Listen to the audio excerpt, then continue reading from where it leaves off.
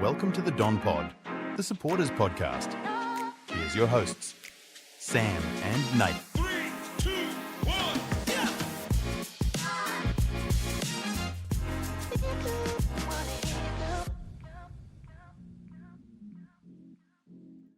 The Dons go to Adelaide and win their seventh straight against the Crows. Essendon 10-18-78, defeating the Adelaide Crows 11-9-75 in acrimonious circumstances, shall we say. Welcome back to the Don Pod. I'm Sam. I'm joined by the sensual Nathan. I panicked.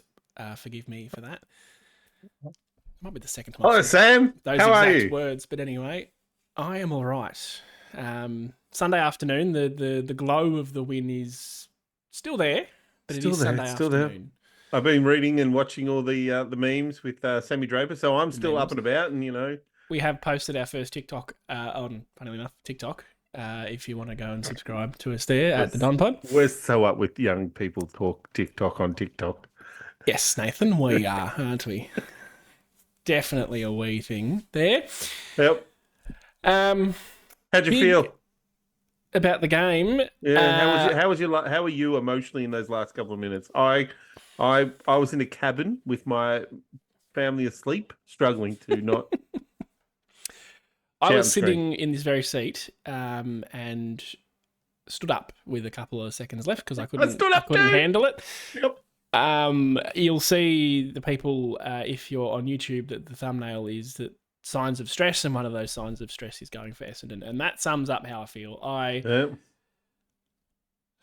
I was angry, and I don't know why. It was a weirdly frustrating game. It's fantastic to come home with a win, for sure. Oh, that's awesome. To go to Adelaide. Any interstate trip when you're an Essendon supporter, we know all too well how easy it is, gather round, to go over there and get belted. Even Fremantle seem to be struggling to go to there. Fremantle can't win at home. So, yeah, great result. We'll talk about the obvious incident later on, so stick with us for that. I'll run through some numbers. Goal scorers, Langford and Jones kicked 2 apiece. Stringer, Parrish, Merritt, Hobbs, Martin, Gresham, 1. I hate when there's a long list. And leading possession getters, Merritt and Martin, 28 apiece, and then Gresham and Caldwell, 26. So, breathe. I don't want to get too much into it now, but it was so good, and then it was so bad, and then it was okay, and then it was good again, and then it was bad again. I think though, all in all, it was good. Yes, they got back in front, but the style of football we played and the style of football that they're obviously been trying to play is something that might work. We were concerned a little bit when, you know, the press, we saw it the first few times, and, you know, how we could, what Sydney did to it, I guess, would be the example of how they could cut through it. But when we could, in that first quarter, let's just start there, like when we held that ball in, and pressured and tackled and they couldn't get it out. They've just come up beating Carlton. So they're not a bad side, even though they are 1-5 or 1-5 now. 4. And so crying an absolute storm up. Oh well. And look, whenever a game is decided by a free kick, either for or against, you know, not called or called in the dying seconds of a game, it's always controversial. And I think the Crows coach even said that that's not the reason we lost. Like he talked about the numbers, which we'll get into later, you know, like the numbers that showed that we were a better team for the game. Yeah. And I want to talk about the text thing more later on, because there's so much more than just that. So we'll crack into some player conversations and who we thought was our best on the night. Not quite as clear cut as it has been in previous weeks for best on ground, which is good. Which is a really lovely. We talked a few weeks ago about it's only Merritt. Yep. So it's now 2 weeks in a row, possibly 3 weeks in a row, where we're not leading this conversation with Merritt, which is fantastic. Yeah. We're going to lead it with a man who played his 50th game for the club on Friday night, and that is Jai Caldwell. Just snuck up on 50 games. It's only for the club. I don't know what he's played overall, but really snuck up. Yeah. And for a bloke who spent a large amount of time injured, has really been a consistent starter for the better part of 2 years now, or a year and a half. Yeah, since that first year when he came to the club, he played a few games and was injured for a bit, but then he's played a lot of footy in the last 2 years, you're right. good.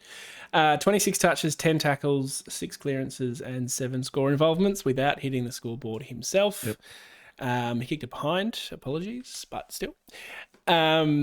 Just a bull. And there's times when this tackling still frustrates me. We still seem to have moments or patches of games where we can't stick a tackle. Not a problem for Jai and Durham, who we'll talk about soon. Yep. Just ferocious, fair as well, which is a big thing. Yep. Yeah, and look, the thing that we're going to mention with Durham too, so 10 tackles for Caldwell, 9 for Durham. Like, we talked about this over the last few years, that's got to be something you expect from your midfielders, and there was a period there where, Parrish was doing a bit of it, and a few others. But those two, Durham is quickly becoming a fan favourite, if he wasn't already. But, those last 2 weeks in the midfield, he's like, there was a moment in the third or fourth quarter we just cracked in so hard and just fair and everything, and you're like, God, another 200 games of this guy will be fun to watch for us. And it's again that Moneyball situation that I love so much. He's a mid-season draft pickup. He was playing VFL for Richmond, and you just go, what a bargain when you can get these guys. Thank you, Richmond. And not have to trade, have to rely on, let's be real, the lottery of the national draft. I mean, they're all lotteries in essence, but when you get one from mid-season, it is just that little bit sweeter. Yep. Durham himself, 22 touches, 9 tackles, as you said, and 5 clearances. So just... He's had a history of being a runner. Yep. He's had a history of being able to mark overhead, and he wouldn't say he's necessarily had a history of being that kind of ferocious tackling, but he's always charged in. He's always been pretty careless and reckless in throwing his body in when needed. He's one of those. He reminds me honestly of a good old country football player who just cracks in all day, but the difference is he's got the polish on the outside to do with it as he does. It's a really interesting situation with those two guys just passing 50 games, as we've discussed. Caldwell 50 with us, but about 60 or 70 all up, and Stuz just passed 50 early in the year. With Parrish and Merritt, and if Shield comes back in, apparently he had a very good game in the VFL. There's a really interesting Hobbs, really interesting combination coming through that midfield. That I think that we're building a real talent base there. And it's good too that we get a bit of variety in what we can put in the middle. I mean, if you asked us to put it on paper, your 3 midfielders are, without thinking about it, Merritt, Parrish, and then someone else. You could throw in a number of a couple in there, but it rarely is Merritt and Parrish and someone else. They really are. They've rolled Stringer through a bit more in the last 2 weeks. They have put Caldwell, obviously Durham. Like, it's not just that same one-dimensional starting midfield, which is great. And we've got Setterfield to come back in, even though we've actually been going okay on the stoppage clearances. He will add to that. Perkins is out, obviously, at the moment. So real depth, which it's a growing depth. It's not a depth that's going to get us winning. No. And when you look at the numbers, so centre bounce attendance percentage in that game was Zach Merritt was 82%. Zach Merritt was 82. Parrish was 71, and then Durham 75 and Caldwell 61. So they're the 4 sort of big boys. With a bit behind was the Ruckman and Jake Stringer came in for 11%. So they're the sort of 4 big boys they're throwing in there, the big bananas, as we like to call them. But there's just a good mix. Yeah, and then you've got, does Setterfield come back in there? Well, you think so? Yes. Could Shield get a game? We don't know, but it's a great position to be in. It is, and it's something we've craved for a long time. Yeah. Depth. It's not just about what's it called? Competition for spots. It's also about covering yourself for injuries, because you think year before, if we'd lost Merritt now, it would still suck. But if we lost Merritt and Parrish, we'd be going, oh my God, who's going to get the ball for us? Like, that's seriously. right. Yeah. Now you go, all right, well, pray it's not a long-term injury, of course. But all right, we can cover Merritt for a week. We can cover Parrish for a week or two. Like, it's okay. And it's also giving that future generation, like moving forward the next few years, like Parrish and Merritt are thinking, well, I've got guys coming along with me. I've got to lift as well, keep up with them. And all the work doesn't fall on my shoulders. If you're Zach Merritt, how much do you love watching Caldwell and Durham do that? Yep. A man that has been alone in doing that, even at times this year, let's be honest still. Yep. But to see two blokes get 19 tackles between them and 10 clearances. And the other He thing too, must I'll be throw in just it. We loving keep himself. mentioning Parrish, but he's not the player we know he can be. So there's He's still still got improvement. Yep. he's still got I still think something's not quite right with him. Like that injury that he got at the start of the season has something's affecting him. He's kicking still. I know he's never been a great kick. I'll give him that, but he's kicking and his mobility just doesn't still look quite right. So I still think there's levels of him to improve. So, He's definitely got levels to go Yeah. to. But in the meantime, don't worry And about it. let's talk about a Darren couple of Caldwell. defenders. I want to just quickly shout out to the big Cox. Yes, Nicholas had a good few weeks. There was a couple of moments. I'm seeing signs, and what we see when you get excited by young players. There's that bit of that confidence coming back from that first year. There was a moment in that last quarter where he pushed off two defenders, going out the ball out towards the wing, towards the boundary line, and he got in front of two defenders and got the ball handball off to another player and got us, out of trouble. And it was just great to see him. Like he stood in front of he stood in the hole a couple of times. So just little things like that really excite me about someone like him because I don't know what he's going to be because of his height and his sort of the way he plays.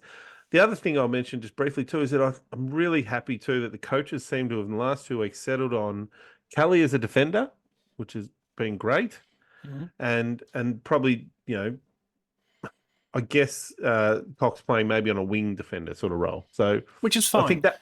I think that makes so much more sense. Because he could be either.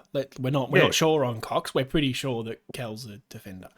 Well, hell, you just have to look at the smalls he's played on the last 2 weeks. He's had a real effect. Yeah, little shout out to Kel. He is our whipping boy, and he was copping it left, right, and centre on Friday night, which admittedly surprised me. It's been a couple very of angry. years. I didn't. He took some angry pills. Yeah, but he might have been getting niggled by his former teammates, and of course, but I don't know. But I rate the job he's done for the last 2 weeks. Yeah, while we're talking about defenders, if I may, just quickly, Mackay 11 touches, 9 of them intercept. So I distinctly remember a very, very big contested mark on the wing that he took. Yep. Again, I just want to say how nice that is. And again, I watched him too at that celebration then when the siren went, and I was thinking, like hasn't been in wins like this much for North Melbourne in his again 75 game career. So it must be very exciting for him that he's come to this club. They've had now 4 wins, which is half of his wins that he'd ever had before in his career. It's awful, isn't it? I should have said off the top as well, we'll be doing our giveaway a bit later on. Oh, yes. I was remiss of me not to say that at the start. We've got we've got a wheel, we'll spin. So I'm happy. I'm excited because, it looks cool. It might look shit, but we'll see how we go. That'll be exciting. I've got Merritt there to chat about too. Merritt, 28 touches, 5 tackles, 7 clearances, 6 score involvements, and a very crucial goal in the last quarter. I don't think we need to bang on too much about Zach. We just Zach doing Zach things. Gresh, 26 touches, which surprised me, 6 clearances, all of which around the ground clearances, and 5 score involvements with a goal for himself as well. Again, just a little hard worker. Just rolls up every week. Similar output. I like it. I like consistency. It's nice. He's been super for our team. He's been that high half forward we've been craving that can get up to a contest, have an effect, but also then win his own footy, then get back and do some stuff in the forward line. And again, the other one, I think, Owen Davies played another game where I think he's had a really solid influence on the game. Again, not great numbers, but we don't care. Acts. Yep, pressure acts and that occasional goal. But that's all where he saved us a goal. He saved us a goal with one of the Adelaide players running in and the guy right on the boundary. The kick. Yeah, and in the game, you win by 3 points. We won by 3 points. Exactly what you want. The interesting situation, which we might talk a bit deeper about later, is that we assume Wright will come back in. And that is most certainly on the agenda because there's several aspects to that. Last one, Harry Jones watch, 13 touches, only 3 marks this week, but 4 tackles and 2 goals. Again, just real hell bent on keeping that ball inside our forward 50. Good for him to get the reward of 2 goals. Faded a little bit, but he was brilliant early on. Well, there was that moment in that last few minutes, the last minute, where he nearly took a mark. I still could have called that chopping when he was down the back line. Did you see that? Put the whistle away in the last Yeah, couple of minutes. and that was fine for us. What do you think? Just a quick, what do you think of Draper's little after the game little dive on the ground? Can we get to that? Oh, I'm gonna just hold on to controversial people. Yes. He really knows how to stir. I love him. I love that. Yeah. Yeah. Any other individual efforts you want to mention before I move on?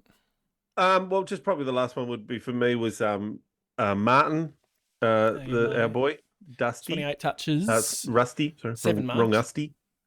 And a goal. Probably should have kicked the second too. Oh, and a snag. Can I talk about the snag? Because you won't appreciate this. Okay. Did you see the celebration he did? No. He did that. What's that?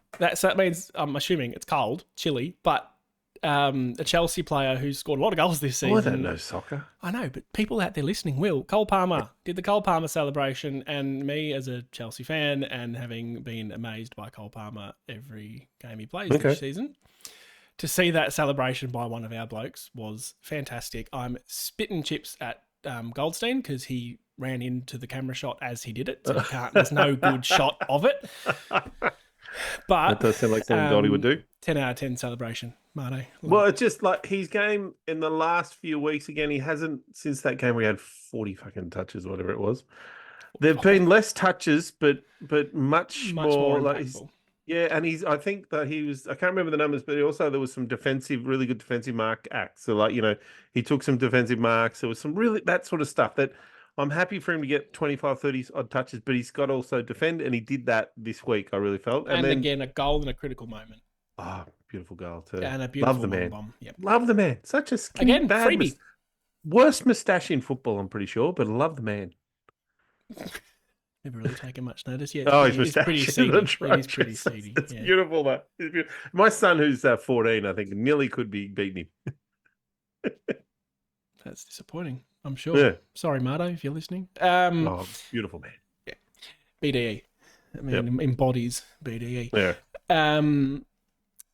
Game stats, then, if I'm right to continue on. No, yeah. Plus 14 disposals, all of which were handballs. We're actually even on kicks. And we were plus 5 contested. Plus 19 inside 50s. Mm. This is where... That's the thing we should talk about, really.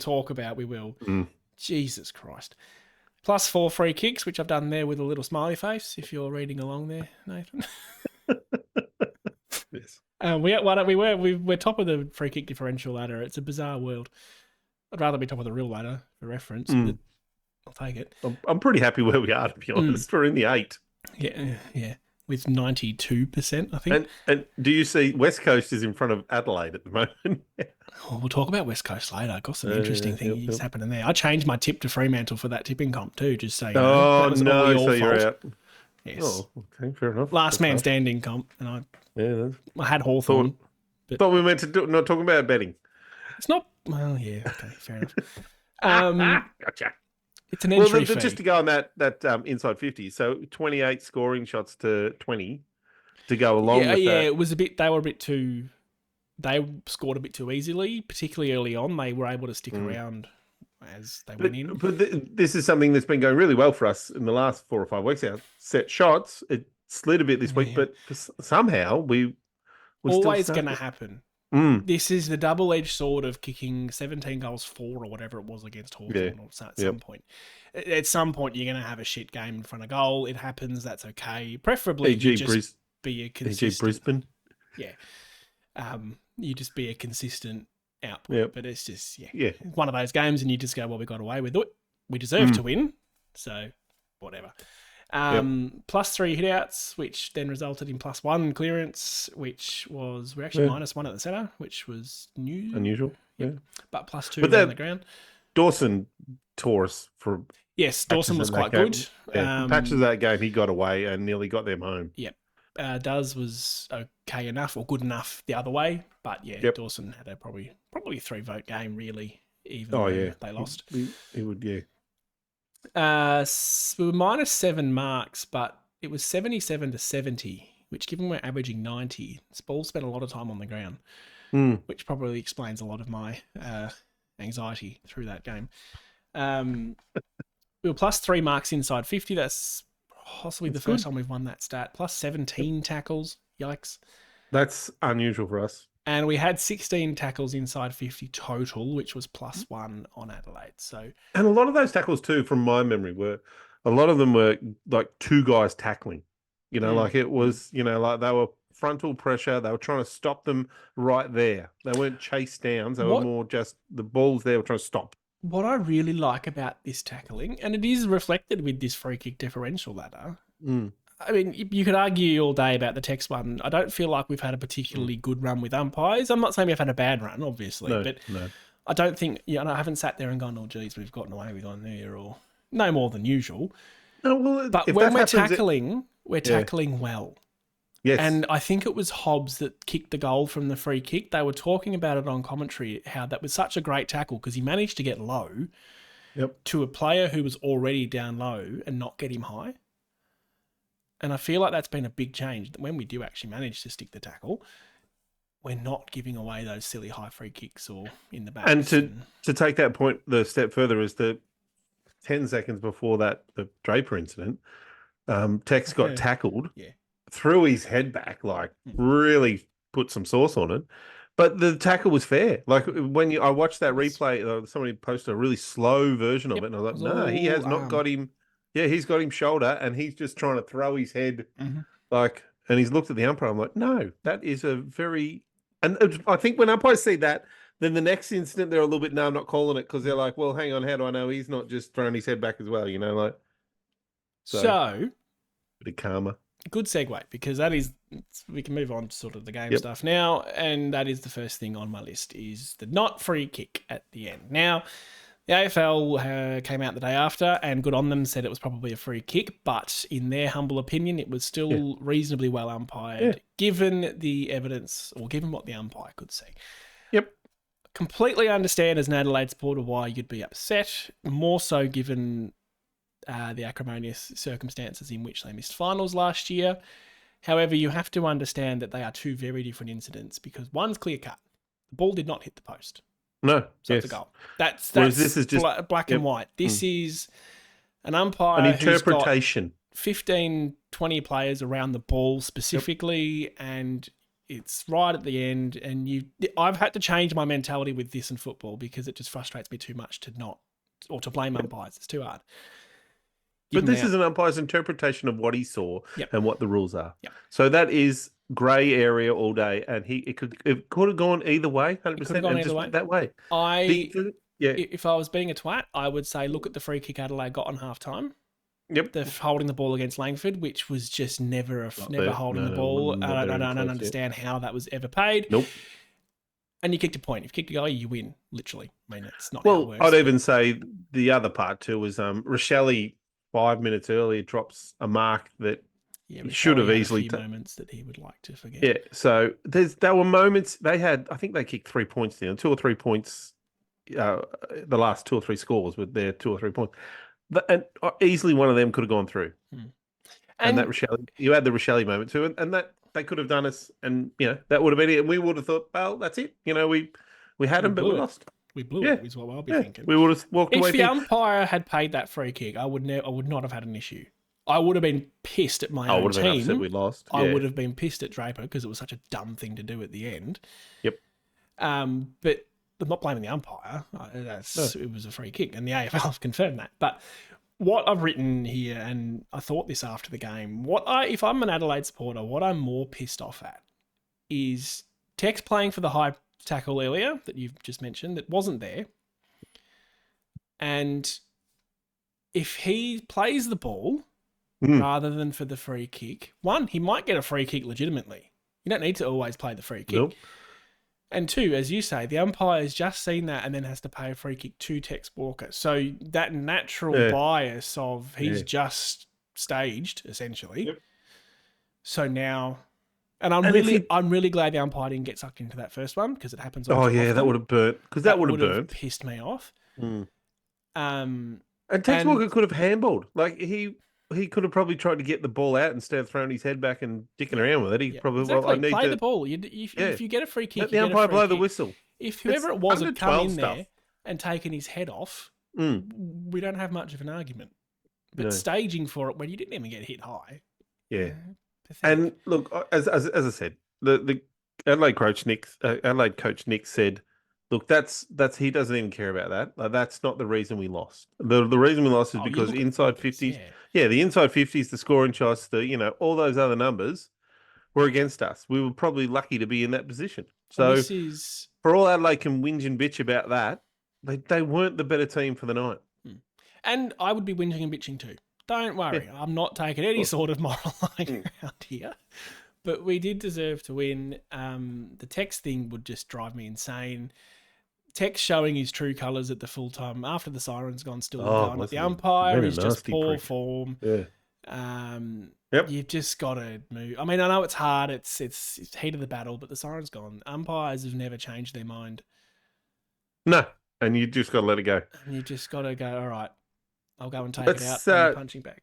Let's talk about some positives about us instead of that, Well, it was the big thing to... Yeah. Definitely. About. But let's talk about what we did right. Well, I mean, at times, it was an ebb and flow. The ability to lock the ball in the forward line is now... it's concrete to me now that can work. Yeah.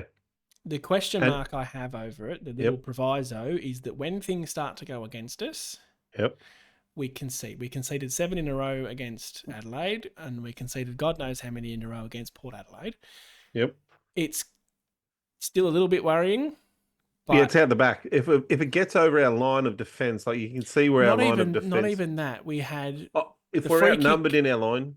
Yeah, but the free kick in 50 that Draper gave away, that he kicked a goal, then Laverde turns it over, they kick a goal. Oh, the kick from Laverde. And we seem to go back in our shells. So when it's working, St Kilda, Western Bulldogs, and parts of this game, and it was parts of all of those games, it's very good. I'm very impressed. And it's the next challenge is scoreboard. We're not really transferring that onto the scoreboard enough. We should have won against St Kilda by a couple of goals in the end. We did transfer it onto the scoreboard against the Bulldogs, and first quarter we should have been 4 or 5 goals up at quarter time. Yep, and then to transition that thoughts into, and I know we don't like to jump too far ahead, but next week we're playing a team that will cut you apart. Yes, if we fuck up, they'll be 20 meters ahead of us going the other way. Yeah, I've got some intel on Collingwood, so actually. That's something that we've got to get right. But in all of that too, you can see what we're trying to do, and good on us for doing something. The best thing is, though, as a player, particularly as a defender, if you're Ben... Yep, right name. If you're Ben Mackay... Yeah, Harry's brother. Yeah, if you're Harry. Round 1, we beat Hawthorn, but they cut us open, and you're just sitting there going, if you're Ben Mackay, going, shit, I don't want to deal with this. I came to Essendon to stop getting this easy ball come into my backline. Yep. Whereas now, and it's not just Ben Mackay, it's all of them, even the midfield, would be going, shit, this is easier. Yeah. If we just work harder now, we don't have to defend for friggin' 30 minutes at a time. And it's just nice. I don't know how else to describe it. We've just... Oh, no, it is good. Yeah. So, I guess we'd need to talk about a couple of the negatives too, I guess. Like some of the, like you mentioned in there, Langford, that kick. Oh, God, that Do you mean that broke... Laverde, sorry, that kick. Geez, that broke me. Like, I could hear your expletives just off. Oh, but I was like, what was what was the play there though? Like, what was the end goal? I remember he missed the target. Even if the guy hadn't slipped over, he still would have missed the target. I'm like, I remember playing under 12s, being told not to kick across goal.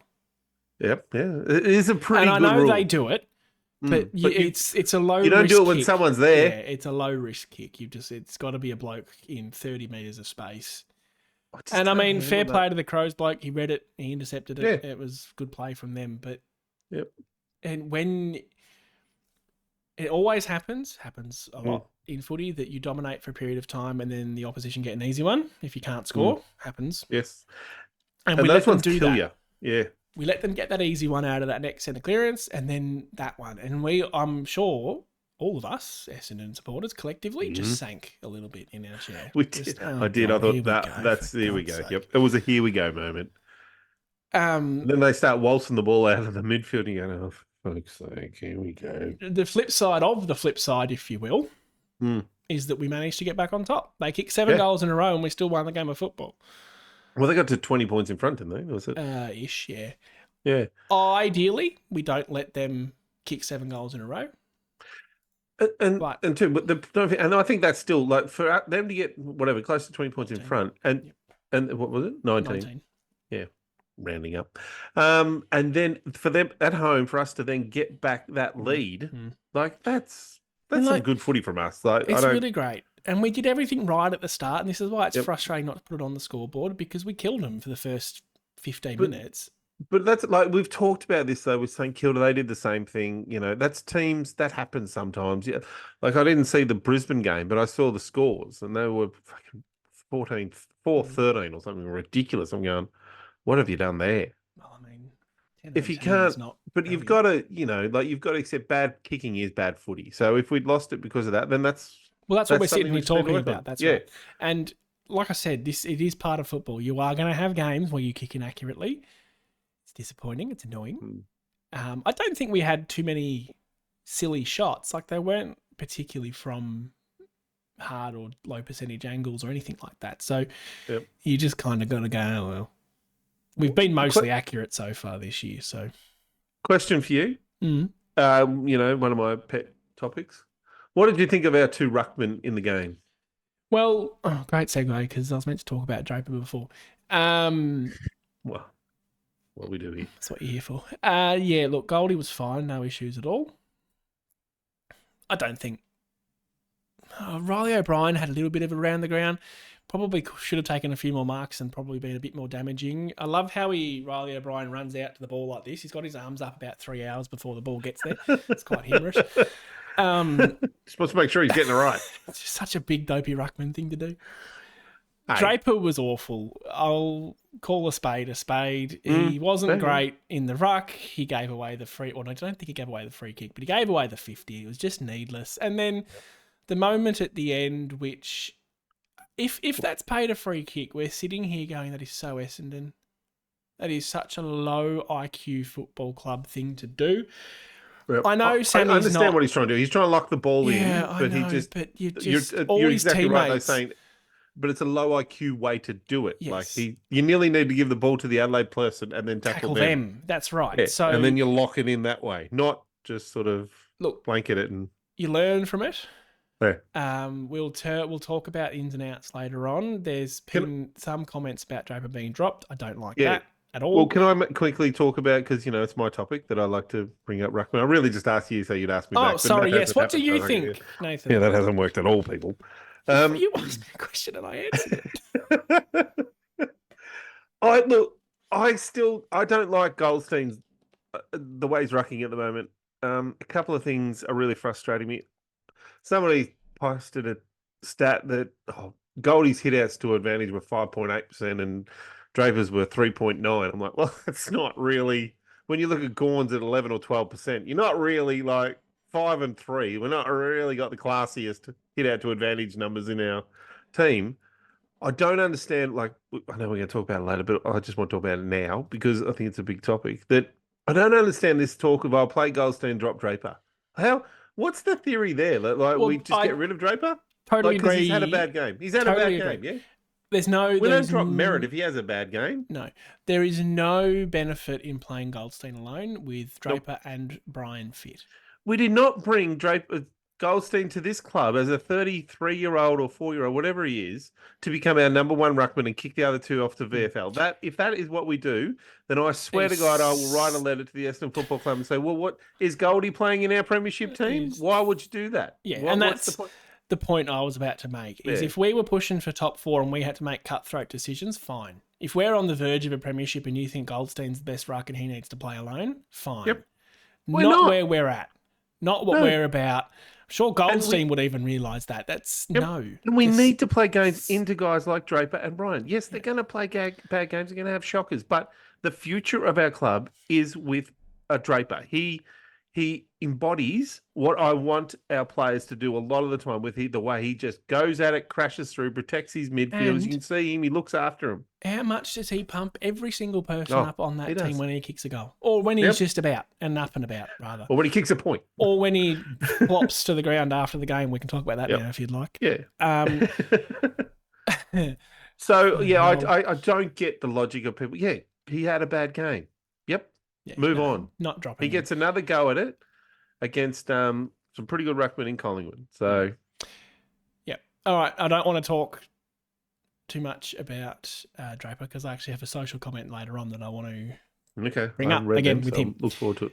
I'm going to do the giveaway now. So Excellent. we posted 2 photos on our Facebook, and the competition was go subscribe to our YouTube and then comment done. So there were 2 photos posted, 2 little prize packs that again were given to us by the Essendon Football Club, and we thank them and ask you to go follow their socials, YouTube and TikTok in particular. If you haven't already, I'm sure you have if you're listening to this. One of the photos included a scarf, a beanie, lanyard, cap, a small junior football, and a tote bag. Like a little, that's what they call it, aren't they? Tote bag. Yes. And the other pack was an AFLW coffee mug, like a travel mug, a cap, a cap, a scarf, a pin, and some old style footy cards. Come on, Sam. I have to preface that because I'm going to give away one of them first. That's why Yep. I'm differentiating. Yeah. So the one with Yeah. the beanie and the football is first. Yep. If you're on YouTube, you'll see the wheel appeal. Wheel Appeal? appear. Nathan can't that's see it, better. but that's okay. Covers my ugly mug, and it is now spinning. This is exciting. Is there sound effects? I don't know. There is. They can't hear it. Neither can you. Oh, that's just ticked over. Okay, Joel David is our first winner. Joel David, 2 first names. Love him. Don't trust him. So that's the trust him, one mate. with the footy and the beanie, and then we'll Yep. take him out, and we'll do it again for the second one. It takes a little bit to spin. It needs a. This is riveting stuff. I'm very excited. Well done, It's Joel. exciting for me. I can see it. Oh, it's very exciting for Joel, too. He's just won a whole Carl Pruska. Karlski. Pruska. So we'll Love it. message you on the page, and then we'll organise We'll hunt you down, in other words, from The our rest of- social skills. rest of those details. Sam will stalk you, find you on the book or the talk or the tube. Do you love it when old people try to be young and hip? Isn't it cute? I am young and hip, buddy. I spent time with 20-year-olds this You're weekend, actually buddy. more hip than me, but we won't talk about Well, it. that's true, yes. You had a rager last night. I was in bed by Hey. 8 o'clock, 9 o'clock. 50ths go off. Probably more so than 30ths, you know. Anyway, Oh, I don't know about that. My 30th was pretty... No, anyway, we won't go to that. It's pretty drunk. different time. I was vomiting. and Drink everything. responsibly. We'll crack into some votes. Mm. Similar this week, me and you, but not exactly the same. I'm just going to give mine. Yep. Spare the suspense. One to Merit, I think, particularly first half, just led the way and was very, very good. 2 to Sammy Durham, not quite the levels of last week, but still very good. And 3 to Calders, tackles, clearances, score involvements, everything you want. So that's me. Well, I went very similar. 3 to Called, 2 to Stuz, and 1 to Nicky Martin. I love him. Loving his game off halfback line. That goal, I'll give him a vote for that, really, just to be honest. Yeah, I didn't know the celebration was so important to Sam, but maybe that's another reason he got the 1. We've seen a couple of soccer-inspired celebrations. It was just nice to see a Chelsea player featured because Well, there was you know them ones. WWE last week. Yeah, that one. Have you seen that one? No, what was that Oh, mean? that's the Rashford. Yeah, don't worry about it. Okay. Lost on you completely. And our listener, Any celebrations from Ted Lasso? That was a soccer. haven't. No, I don't think so. What was his name? Jamie. Jamie, great show. It's a very good show. I need to watch that again. Our listener, Kurt Knowles, tipped Essendon by 3. It was actually the second comment on the post. Jesus. Kurt, So just hope you're in a tipping comp. You know what you're doing. Smashed it. I actually saw that comment come through. I was like, oh, geez, I hope not. I can't handle that. That's what happened. He gave 3 to Caldwell, 2 to Merritt, and 1 to Hobbs, which, worthy of mention, Hobbs is quite good. Hobbs had a good game, yeah. Again, another one of those young players. Wouldn't have played 50 yet, just getting better. He's doing missed had a bits. bit of a interrupted preseason, so if he can play the rest of the year just ticking along, then we'll get to have a good player. Socials. I was expecting a bit more of a segue there between the listener votes and the socials, but there we go. Doesn't always pan out, people.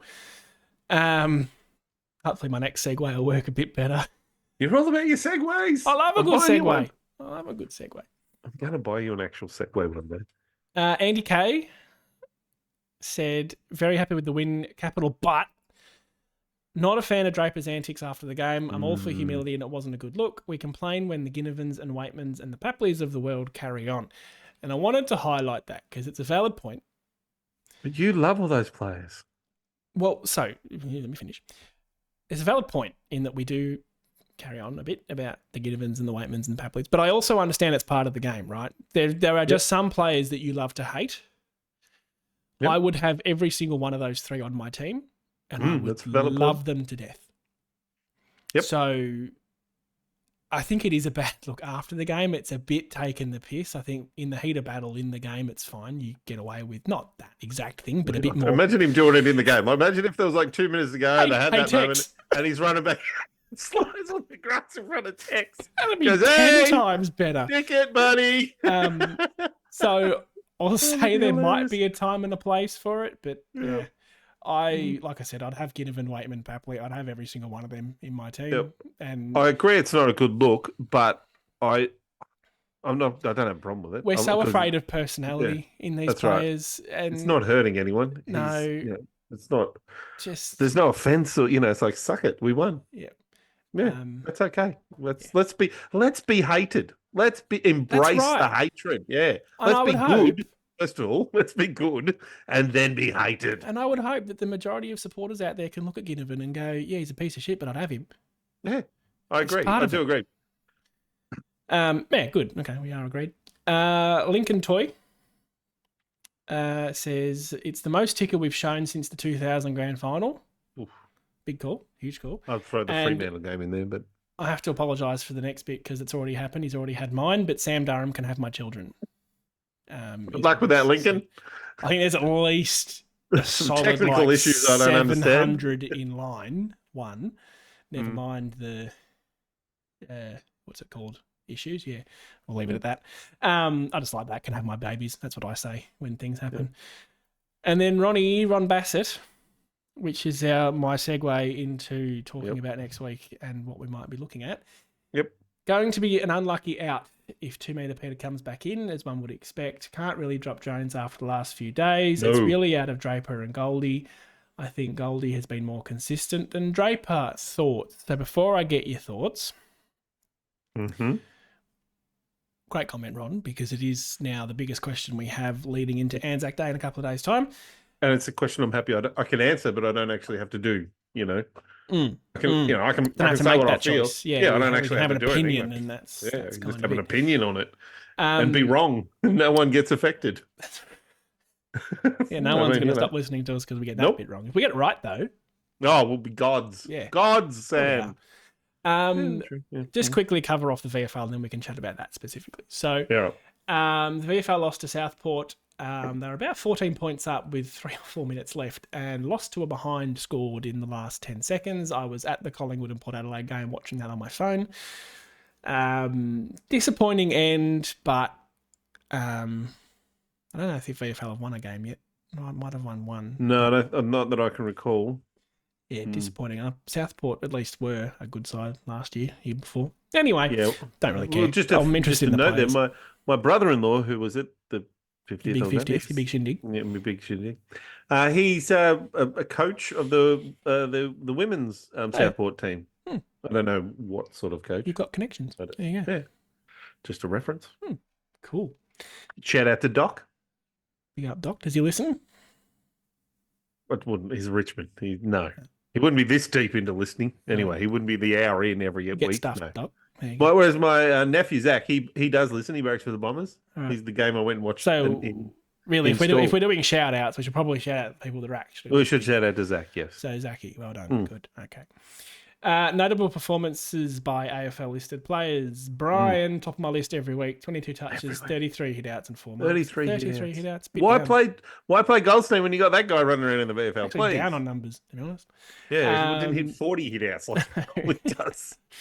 Caddy, 1 goal, 2 and 12 touches. The commentary on Twitter from supporters was that he had a lot of unrewarded run.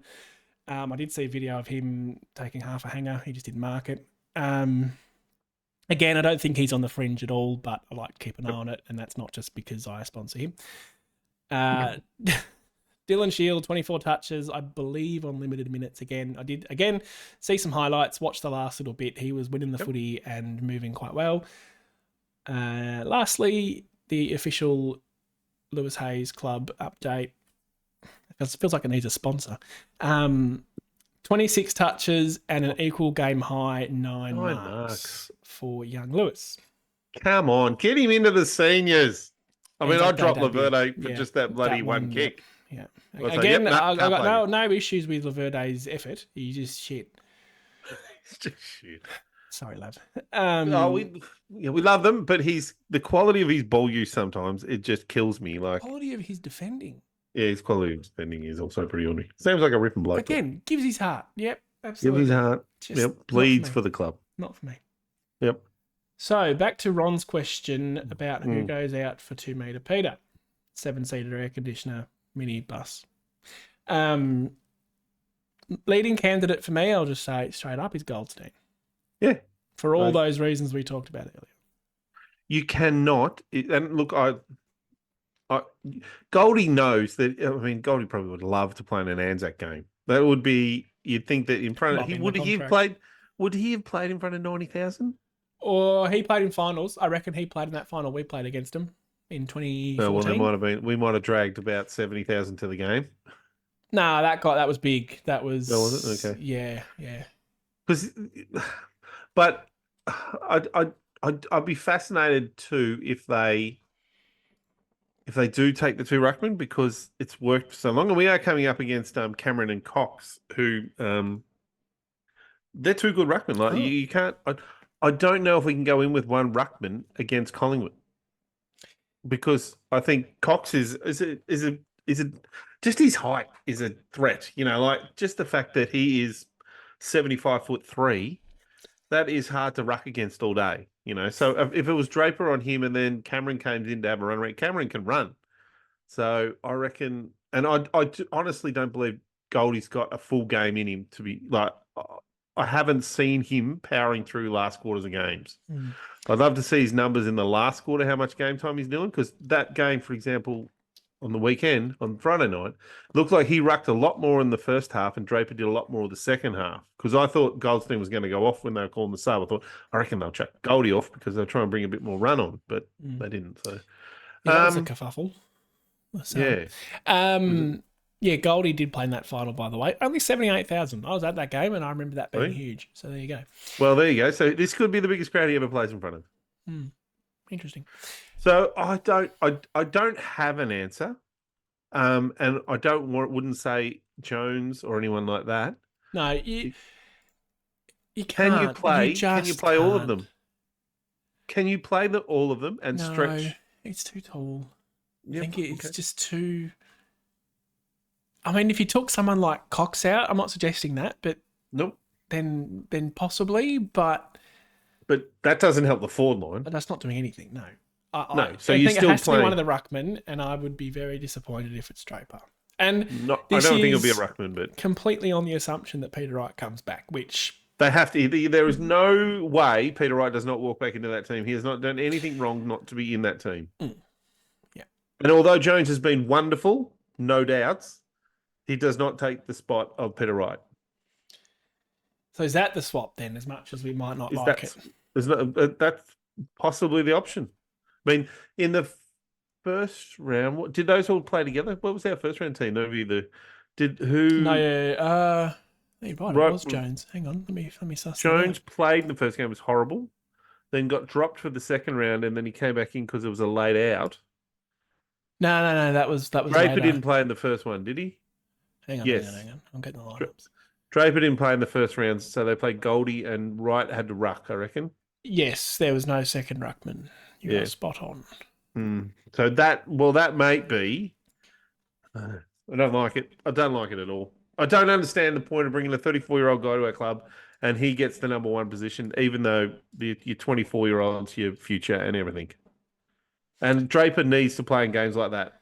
And if it costs us a game, it's not a premiership. It's about the next 2 to 3 to 4 years. And Goldstein does not play in those games. And I didn't stick around for the whole Collingwood Port game. But how could you? Geez, when they get a filth run versus on, filth. When they got a run on, Jesus, I was quite enjoying myself when Port roll over them. Yeah. I had a couple of Collingwood supporters around me who just don't understand the rules of the game. I'd like to remind all of our listeners that to be holding the ball, you do need prior opportunity. It is a prerequisite. I had to bite my tongue. It was awful. But they kind of looked like they got their shit together in a big way. Their ability to get goal side of their opponent, even against Port, was huge. So if they're doing that to Port, man, what are they going to do to us? That's the concern. And so you and I will be at this game on Thursday. Yeah, I forgot you were going, actually. Yes, we will. We'll be just a few rows from each other. Yes, we'll be able to wave and blow you a kiss. Look, before Saturday, I would have said I would hope to win it. Now I'm kind of like, well... Who do you take out and put in? Who's your... Do you do Sardis and just... Do you change the sub? Like, does someone like a Cox, like you suggested, become the sub? Or does I think become a sub? It's Goldstein. As much as that sucks for the man, that's the only one that makes sense and for you the ruck the guts future out of Draper. The club. Yeah. Well, but, I mean, we had 2 ruckmen playing Friday night and we were putting Nick Cox in the ruck. So with Pete back in, he can back up ruck. We're losing nothing out of the forward line. And Cox can still do a bit of that rucking on the wing. Cox can still do a bit of it. To have Jones, 2 ruckmen, right. Who else? Yeah. Well, maybe we can get away with it. I don't know. I really don't know. So it would be Jones, Wright, and Jones, Wright, and Stringer and Levert at Langford. Usually. Well, hang on. What's wrong with Jones? And then I guess Goldstein's down there or Draper's down there. Oh, I don't know. I think you can get away with it. Yeah, maybe. Yeah. It'll be, as we said, we're not making the decision. We just get to criticise it when they get it wrong. Well, sometimes it's pretty obvious. And now I've got no idea, to be honest. And again, decent problem to have. Oh, it really is problem to have. The worst issue in the world. Nope. And then there's a chance that Shield. Maybe Shield gets picked too. I do hope not. But let's be honest, if he's had good form in the VFL, the coaches will be looking at him. Because he's a chance to replace, for example, he's a chance to replace Sardis as a sub. Like, if they're saying he could come on and play a quarter and a half, instead of Sardis, I'm more than okay with that. Yeah. Bigger body, knows the game. I have no problem with Sardis being pulled as a sub and Shield coming in as a sub. Not a problem. And I could even see a world where Shield becomes a permanent sub. Yeah, I think fitness-wise, you're going to struggle with that on an ongoing basis, but I'm okay with the theory. But he could add a forward. He could be a mid. You wouldn't be a defender, but you could roll a few around to get that to work. Yeah, it'll be interesting, and I'll take great interest in what happens because I feel like I can guess sometimes. I really even struggle to guess this week. It's a tough one. I was like you. I'll be fascinated by those teams on Tuesday night. Well, it'll be Wednesday night, I think. No, Wednesday before. Yeah. Oh, yeah. Around the grounds, just quickly, Bulldogs made our win look a bit more impressive. 10-goal win over the Saints. I texted Sam at the end of the first quarter and go, thank God we got away with our game. And he goes, what's going on? He goes, I wasn't watching. Oh, just looked at the scores. Yep, gotcha. Yeah. Port, Collingwood, Collingwood were scary. Glad I left. Half of Carlton beat half of GWS, and now they're acting like they're the best thing since sliced bread. So long way to fall for them. Toby Green's going to miss a few weeks. Yeah, well, it was it was a softer one than Wright, but it's the same sort of thing. It's got to be the act. It's got to be surely. Yep. Geelong undefeated. That's pretty impressive. West Coast Eagles. Actually, let's just spend a minute on Harley Reid. Oh my God. He's found his first few weeks. He wasn't probably doing much, to be honest. But the last 2 or 3, he has played as good a game as a young kid can play. So we go to Perth and play West Coast after Anzac Day. We might need to tag him. It's no longer a rock up. Caldwell and win. might have to go to him. It's West Coast might be favourites at this point purely because of that one man. How are you being North, by the way, who are currently losing 21-60 Just going to against bring this Hawthorn? up. Yep. They won that game last year against Gold Coast. I'm like, no, winning culture is more important. Yeah. Do you still think they think that? Are they looking at Harley Reid going, oh, thank God we have that winning culture? Well, if they lose that to Hawthorn, and West Coast have already won 2 games and probably might win another, well, they play North Melbourne in West Coast in another. And that's no longer even a 50-50. That is a 99%. That's West Coast all the way, you think? Yeah. Yes. So if they get 3 wins and Hawthorn always a sneaker win here and there, they're team that pops up. They're okay, yep. So all of a sudden, North Melbourne's wooden spoon again, 3 years in a row. Yeah, and with the priority pick last year. Won't get another one for sure. But seriously. Can't have another one. Winning culture. Yeah. And You've got to have a culture of winning. They're 39 points down. I'd be amazed if they come back now against Hawthorn. Not impossible, though. It's not half time yet. Just, they're going to be unreal at some point. They've got talent there, but imagine Harley Reid in that. Holy shit. Yeah. Yep. Yeah. Anyway, they're the choices they made. That's right. All right, that might do us for this edition of the Don Pod. Appreciate you tuning in. If you're listening on YouTube, hit subscribe. Find us on TikTok. Try and get some funny, stupid shit on there. You won't see our ugly mugs. It'll just be me trying to be funny. Well, that'll fail dismally. Hey, you laughed. You laughed at my one I got up there now. Thank you very much. Yeah, you did. I'm hilarious. I don't know why you do this to me. If you were. Thank you for tuning in to the Don Pod. Are you in Melbourne for the weekend, next weekend then? Yep, we're down there on Thursday, so all the way through pod Sunday. Yeah, another late pod. Sorry, people. Oh, we could try and do one in person. We could. That'd be weird. That'd be weird. Yeah, it would be. Wish us luck because I haven't been to football much. I went to one game last year. I struggle with life. So if you live far away, let's not say you struggle with life. Yeah, I'm taking my son who doesn't like crowds. That'll be an experience for him. And it sets up to be a pretty big crowd because both teams, Collingwood and Outcome Good, we feel like we're okay. Yeah, it's going to be 90,000. It's going to be 90, and it might be a little drizzle of rain, which that might also have an influence on the tolls. Yes, that's a great point. You don't want to play too many tolls if it rains in that second half. No. So I don't know. I saw a 2 mil, something like that, and I thought, wet ball, slippery. I don't want to. We're out in the elements where we are. That's all right. It's called a raincoat, Dick. Hey, Dick. Jesus. All right, let's wrap this shit up. All right, on that horrendous bombshell, thank you for tuning in. Hit subscribe, hit follow, hit whatever you want. Don't actually hit whatever you want, but go Dons. Just hit us up. Hit us up, yeah, go Dons. Yep. Go Bombers. Thank you.